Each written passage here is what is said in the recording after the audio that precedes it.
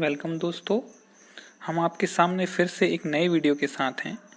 दोस्तों, इस वीडियो में हम ट्रिक के माध्यम से गुलाम वंश के शासक क्रमानुसार कैसे याद रख पाएंगे वो सीखेंगे। अगर आपने अभी तक चैनल को सब्सक्राइब नहीं किया है तो सब्सक्राइब जरूर कर लें, जिससे आपको चैनल की ओर से आने वाली वीडियोस मिल पाएँ। देखिए, दिल्ली सल्तनत और गुलाम वंश के शासक कौन कौन थे वो पहले एक एक करके देख लेते हैं। तो पहला जो शासक था जिसने गुलाम वंश की स्थापना की वो थे कुतुबुद्दीन ऐबक। कुतुबुद्दीन ऐबक 1206 से 1210 ईस्वी तक रहे। उसके बाद अगले जो शासक है वो है आराम शाह, जो कि रहा 1210 से 1211 ईस्वी। फिर इल्तुतमिश 1211 से 1236 ईस्वी तक। फिर रुकनुद्दीन फिरोज शाह, ये 1236 में ही कुछ समय के लिए रहा। और फिर आए रजिया सुल्तान। रजिया सुल्तान जो है वो 1236 से 1240 ईस्वी तक रही। उसके बाद मयजुद्दीन बारम शाह, ये 1240 से 1242 ईस्वी तक। फिर अलाउद्दीन मसूद शाह, ये 1242 से 1246 ईस्वी तक। फिर नसीरुद्दीन महमूद, ये 1246 से 1266। फिर गयासुद्दीन बलवन, ये 1266 से 1286 ईस्वी। फिर मयाजुद्दीन कैकुबाद, ये 1286 से 1290 ईस्वी। और आखिरी जो शासक था इस गुलाम वंश का वो था शमसुद्दीन कैयूमर्स या कैमर्स, ये 1290 ईस्वी में ही कुछ समय के लिए शासन इन्होंने किया। तो देखिए, ये इतने जो शासक हैं एक से लेके आखिरी तक, इन सबको क्रमानुसार हम कैसे याद रखेंगे उसके लिए बहुत अच्छी एक ट्रिक है। ट्रिक से आप उनको पूरी तरीके से क्रमानुसार याद रख पाएंगे। तो देखते हैं ट्रिक कौन सी है। तो ट्रिक ये है कि कुतुब मीनार में आराम के इल्जाम में फिरोज ने रजिया को बहरे मसूद मामू के बल पर काकू के कमरे में कैद किया। तो इसको एक बार और पढ़ लीजिए। कुतुब मीनार में आराम के इल्जाम में फिरोज ने रजिया को बहरे मसूद मामू के बल पर काकू के कमरे में कैद किया। अब एक एक चीज को समझते हैं। देखिए, जो ब्लू में दिख रहा है वो आपके सभी शासकों के नाम हैं जो ब्लू में दिख रहे हैं। ब्लू में जितने भी लिखे हुए हैं वो सारे आपके शासक हैं जिन्होंने की गुलाम वंश में दिल्ली सल्तनत पर राज किया। तो एक एक करके समझते हैं। तो पहला जो है कुतुब मीनार से वो है आपका कुतुबुद्दीन ऐबक। अब दूसरा देखिए आप, आराम से आराम शाह। तीसरा ब्लू जो है वो है इल्जाम। इल्जाम से याद रखेंगे हम इल्तुतमिश, ठीक है। चौथा है फिरोज, तो इससे याद रखेंगे आप रुकनुद्दीन फिरोज शाह। फिर उसके बाद है रजिया। रजिया से याद रखेंगे रजिया सुल्तान। फिर है बहरे से आप रखेंगे मयजुद्दीन बारम शाह को याद, ठीक है। फिर मसूद से अलाउद्दीन मसूद। फिर मामू से नसीरुद्दीन महमूद, है ना। बल से याद रखेंगे आप गयासुद्दीन बलवन। और काकू से याद रखेंगे मयजुद्दीन कैकुबाद। और कमरे से याद रखेंगे शमसुद्दीन कैयूमर्स या कॉमर्स, ठीक है। तो ये आपके जो हैं शासक हैं जिनको कि आपको याद रखना है। तो याद सिर्फ आप एक ट्रिक से रखेंगे। ट्रिक अगर आपको याद रहेगी तो सभी का क्रम आपको याद हो जाएगा। देखिए, ट्रिक बहुत इजी है। एक बार पढ़ेंगे आपको ट्रिक याद हो जाएगी। और फिर जो जो शब्द उसमें आते जाते हैं आप उनसे एक एक करके सारे शासकों को क्रमानुसार रखते जाएंगे। अब कुछ जो शासक हैं जिन पे क्वेश्चंस बनते हैं तो उनके बारे में हम देख लेते हैं। इंपॉर्टेंट फैक्ट्स क्या क्या हो सकते हैं, किस किस चीज पे क्वेश्चन बन सकते हैं। तो देखिए, पहला जो शासक है वो है कुतुबुद्दीन ऐबक। तो कुतुबुद्दीन ऐबक पर क्या फैक्ट्स बन सकते हैं।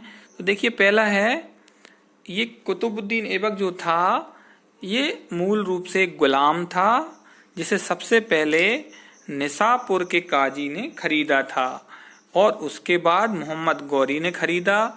मोहम्मद गौरी ने इसकी योग्यता देखकर इसको खरीद लिया था।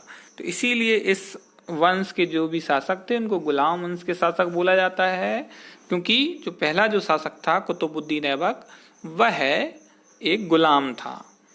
अच्छा, ये गुलाम जो था आपका कुतुबुद्दीन ऐबक, ये तुर्क की एक जनजाति है वहाँ का था और इसका जो नाम था उसका मतलब होता है चंद्रमा का स्वामी। उसने अपना शासन मालिक और सिपह सलार की साधारण उपाधियों से शुरू किया, जो कि मोहम्मद गौरी द्वारा उसे प्रदान की गई थीं।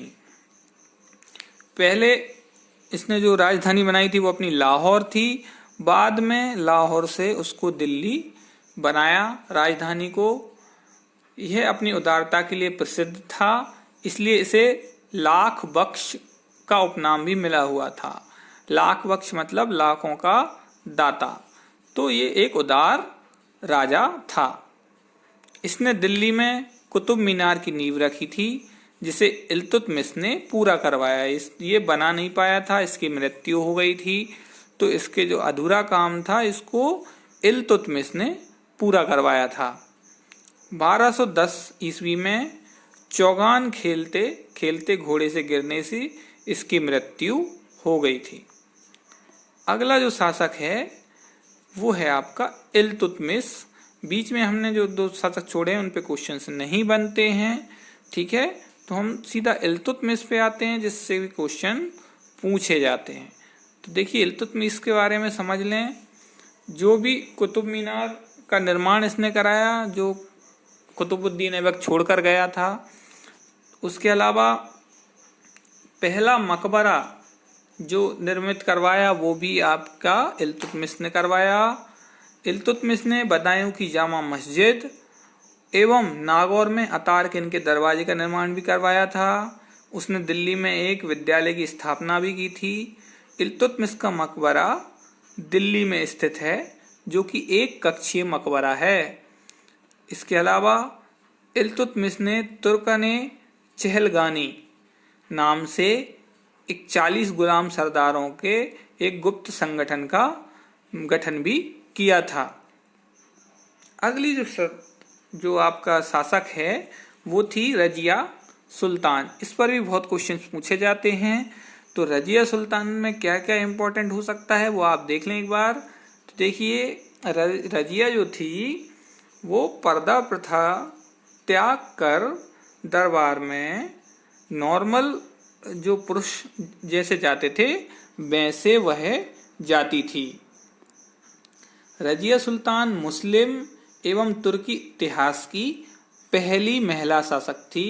वह दिल्ली सल्तनत पर बैठने वाली पहली और आखिरी महिला शासक थी गुलाम वंश में।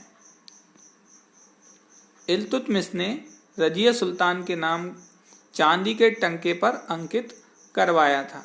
तो इल्तुतमिश चाहता था रजिया को ही गद्दी पर बिठाना, लेकिन जो रईस लोग थे उनकी वजह से इसने पहले अपने लड़के को बिठाया, जो कि ज्यादा दिनों तक नहीं बैठा। बाद में क्योंकि रजिया सुल्तान को ही शासन पर बिठा दिया गया था, वो भी जनता के द्वारा रजिया सुल्तान को शासन पर बिठाया था।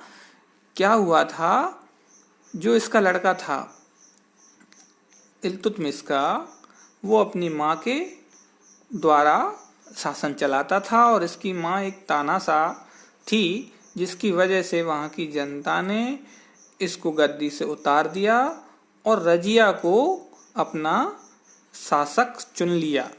तो रजिया ऐसी शासक थी जिसको जनता द्वारा चुना गया था। रजिया सुल्तान ने उद्मत उल निस्मा की उपाधि धारण की थी। अब देखिए एक और जो शासक है जिसके बारे में बहुत कुछ पूछा जाता है क्वेश्चंस में, वो है बलबन। ठीक है, तो बलबन ने नौरोज, सिजरा और पैबोस प्रथा की शुरुआत की। बलबन ने इल्तुतमिश द्वारा गठित 40 दल जो था, जिसको उसने क्या बोला था, तुर्के चहलगानी, उसको समाप्त कर दिया। बलबन के राज्य सिद्धांत की दो प्रमुख विशेषताएं थीं। पहला ये कि उसने ये बोला हुआ था कि सुल्तान का पद जो होता है वो ईश्वर द्वारा प्रदान किया जाता है, और दूसरा कि सुल्तान का निरंकुश होना आवश्यक है। तो ये दो चीजें आप ध्यान रखिएगा, क्वेश्चंस पूछ लिए जाते हैं इन पे, है ना। तो दो उसने सिद्धांत दिए थे अपने शासन के लिए कि एक पहला जो पद है वो भगवान का दिया हुआ है, ईश्वर का दिया हुआ होता है, और दूसरा जो सुल्तान होता है उसका निरंकुश होना आवश्यक होता है। बलबन ने सुल्तान की प्रतिष्ठा को स्थापित करने के लिए रक्त और लौह की नीति अपनाई थी। थैंक यू दोस्तों, वीडियो अंत तक देखने के लिए। आगे हम देखेंगे खिलजी वंश।